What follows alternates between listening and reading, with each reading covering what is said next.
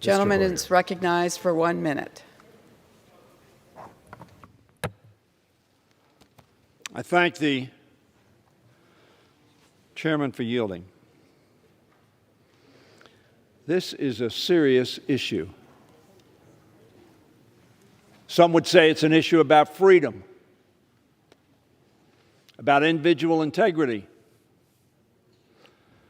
as to who make choices. I hear a lot about freedom, about government not interfering.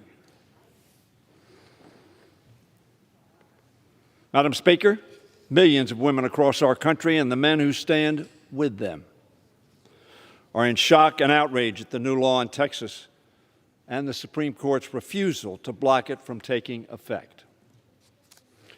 Texas Senate Bill 8 bans any abortion after 6 weeks. That is, of course, before most women know that they're pregnant. It includes no exceptions for rape or incest.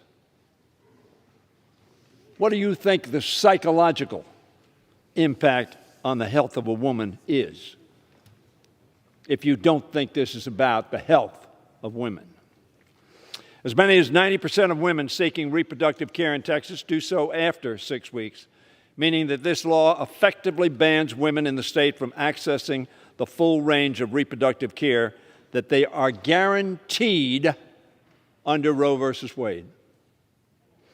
Now, my presumption is, of course, most speaking against this are not for and didn't support and would like to see repealed Roe v. Wade. Also deeply disturbing is the way Senate Bill 8 is enforced. The law gives any private individual the authority to police any of their fellow citizens whom they suspect may be providing for or receiving reproductive care. How draconian, how communistic, how authoritarian such a scheme is.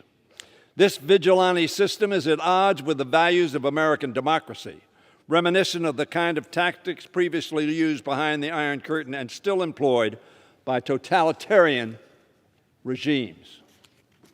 The bill before us today would enshrine in statute the rights women are guaranteed under Roe v. Wade, that the majority of Americans support at a time when they are increasingly under attack. Statistics released in June by the Guttemacher Institute showed that over 500 bills restricting women's health care access had already been introduced since the start of this year in state legislatures. And as of last month, nearly 100 of those had been enacted.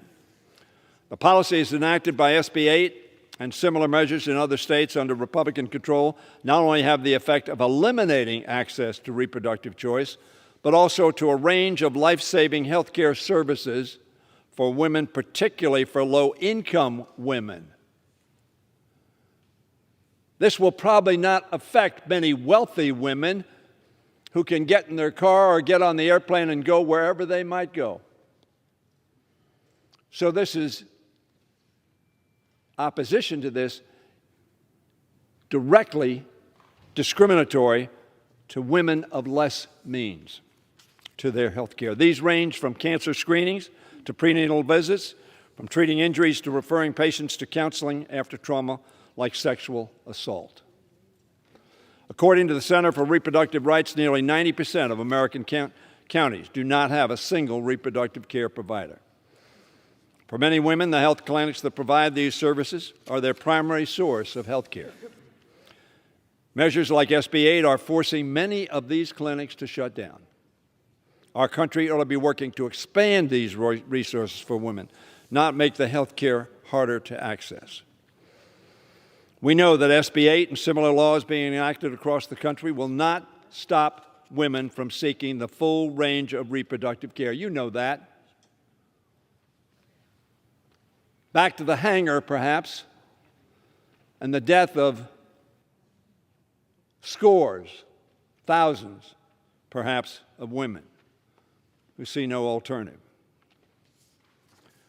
The Women's Health Protection Act is a necessary response to Republicans' efforts to make it harder for women to access health care across the country. Thank you, Judy Chu, for leading this effort. And I'm grateful for Congresswoman Chu's authoring this legislation and championing this cause. I'm the father of 3 daughters, the grandfather of 2 granddaughters, and the great-grandfather of 3 great-granddaughters. I frankly do not want any of us making decisions for their health care. Democrats are committed to taking action to secure Roe v. Wade and to protect women's access to reproductive health care no matter where they live. The Women's Health Protection Act is a critical step in securing that ability for millions of American women, and I urge my colleagues to support it and yield back the balance of my time. The gentleman